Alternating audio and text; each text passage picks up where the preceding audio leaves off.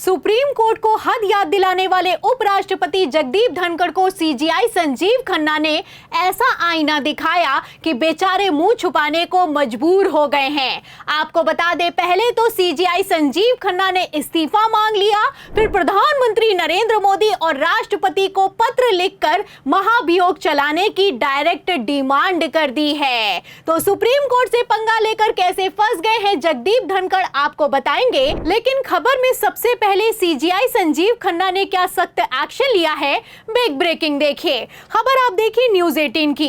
देखिए, इस खबर में लिखा हुआ है कि जज कैश कांड में हो गया बड़ा खुलासा, अब क्या करेंगे जस्टिस यशवंत वर्मा, सीजीआई खन्ना ने दिया दो रास्ता। तो बड़ा खुलासा हुआ है, कैश कांड का भांडाफोड़ हुआ है और जस्टिस वर्मा को सीजीआई संजीव खन्ना की तरफ से दो ऑप्शन दिए गए हैं। पहला ऑप्शन ये दिया गया है कि इस्तीफा दे दो और दूसरा ऑप्शन ये दिया गया है कि अगर इस्तीफा नहीं दोगे तो कोलेजियम की बैठक होगी, बैठक में फजियत होगी और तो और महाभियोग का केस भी चलाया जा सकता है।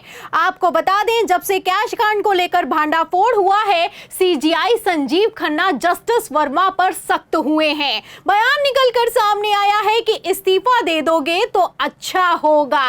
आपको बता दें, जहां एक तरफ सीजीआई संजीव खन्ना का बयान या फिर दिए गए दो ऑप्शन सोशल मीडिया पर वायरल हो रहे हैं, तहलका मचा रहे हैं, वहीं दूसरी तरफ खबरें ये निकलकर सामने आई हैं कि अगर अब जस्टिस वर्मा ने इस्तीफा नहीं दिया तो उन पर महाभियोग का केस चलना तय हो चुका है। खबर भी मौजूद है, खबर आप देख भी सकते हैं कि सीजीआई संजीव खन्ना के एक्शन के बाद से कैसे तहलका मच गया है।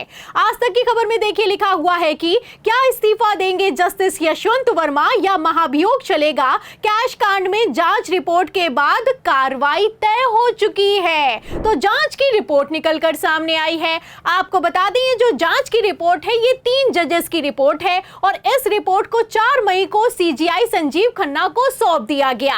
आपको बता दें, इस रिपोर्ट में खुलासा हुआ है कि 50 करोड़ का भारी मात्रा में कैश जस्टिस वर्मा के घर से फायर ब्रिगेड ने बरामद किया है। एक तरफ रिपोर्ट में भांडाफोड़ हुआ है, दूसरी तरफ सीजीआई संजीव खन्ना ने सख्त एक्शन लिया है। आपको बता दें, सीजीआई संजीव खन्ना जस्टिस वर्मा पर इस्तीफा देने के लिए दबाव बना रहे हैं और तो और 2 दिन की मोहलत भी दी गई है। सीजीआई खन्ना की तरफ से साफ कह दिया गया है कि 2 दिन में या तो इस्तीफा दो या फिर कि सख्त से सख्त एक्शन होगा।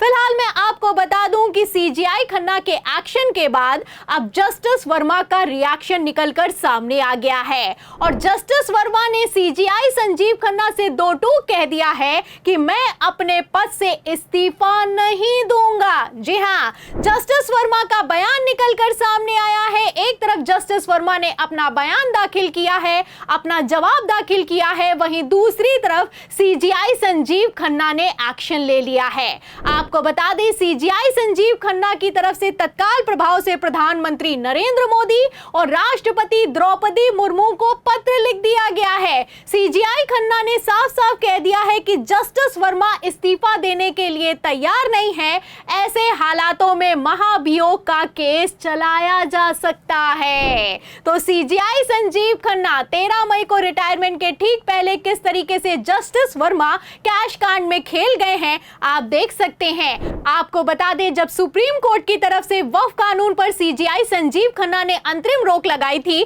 तो उपराष्ट्रपति जगदीप धनखड़ ने भड़कते हुए कह दिया था कि सुप्रीम कोर्ट कार्यपालिका को नियंत्रित नहीं कर सकता है, राष्ट्रपति की समय सीमा को निर्धारित नहीं कर सकता है, सुप्रीम कोर्ट अपने कोर्ट को तो देखता नहीं है और कार्यपालिका के कामों में हस्तक्षेप करता है। आपको बता दें, उपराष्ट्रपति जगदीप धनखड़ ने अपनी पद की मर्यादा को पार करते हुए यहां तक कह दिया था कि जस्टिस वर्मा कैश कांड में अभी तक आखिर क्यों कोई एक्शन नहीं हुआ है और क्या ये माफी के लायक है। आपको बता दें, धनखड़ तो यहां तक कह गए थे कि एफआईआर होनी चाहिए और जस्टिस वर्मा को जेल होनी चाहिए।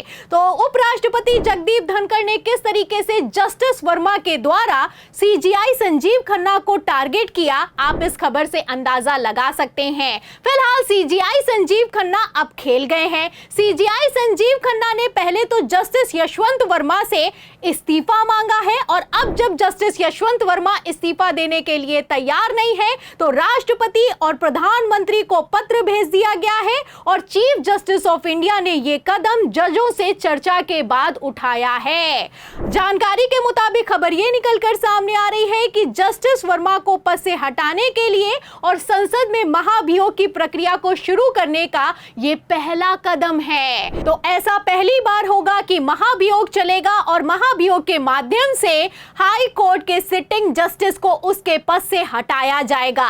जाहिर सी बात है कि जब महाभियोग चलेगा या फिर कि कॉलेजियम की बैठक होगी तो ये कैश कहां से आया और किसने किसको ट्रांसफर किया, इसका भी भांडाफोड़ होने वाला है। आपको बता दें, सीजीआई संजीव खन्ना ने कमान संभाली है। इसके ठीक पहले जब इलाहाबाद हाई कोर्ट के सिटिंग जस्टिस शेखर यादव ने मुसलमानों को कठमुल्ला कह दिया था, तब भी सीजीआई संजीव खन्ना की तरफ से सख्त एक्शन लिया गया था।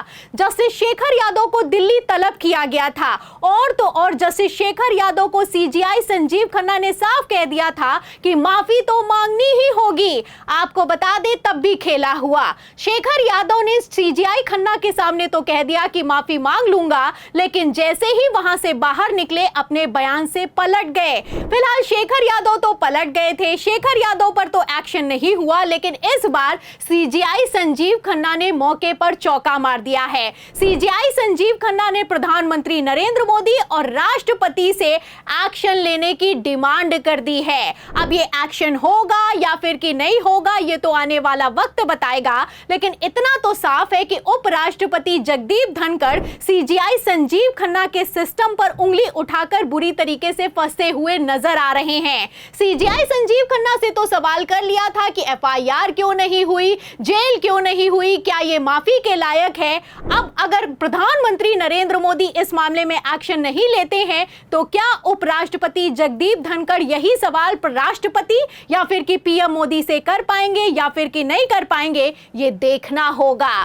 तो फिलहाल इस खबर के सामने आने के बाद और जस्टिस वर्मा के सीजीआई संजीव खन्ना को डायरेक्ट इस्तीफा देने से मना करने के बाद अब पूरा का पूरा खेल सबके सामने है। अब क्या होगा, आपको क्या लगता है? इस पूरी रिपोर्ट पर, सीजीआई संजीव खन्ना के एक्शन पर, उपराष्ट्रपति जगदीप धनखड़ के बयानों पर और प्रधानमंत्री नरेंद्र मोदी के पत्र लिखे जाने पर जो भी आप सोचते हैं हमें कमेंट बॉक्स में जरूर लिखें। वीडियो को ज्यादा से ज्यादा शेयर करें और हाँ, 4 PM यूपी को ज्यादा से ज्यादा सब्सक्राइब करें ताकि पहले की तरह हमारी खबरें आपको लगातार मिलती रहें। फिर मिलती हूँ अगली खबर के साथ, तब तक के लिए धन्यवाद।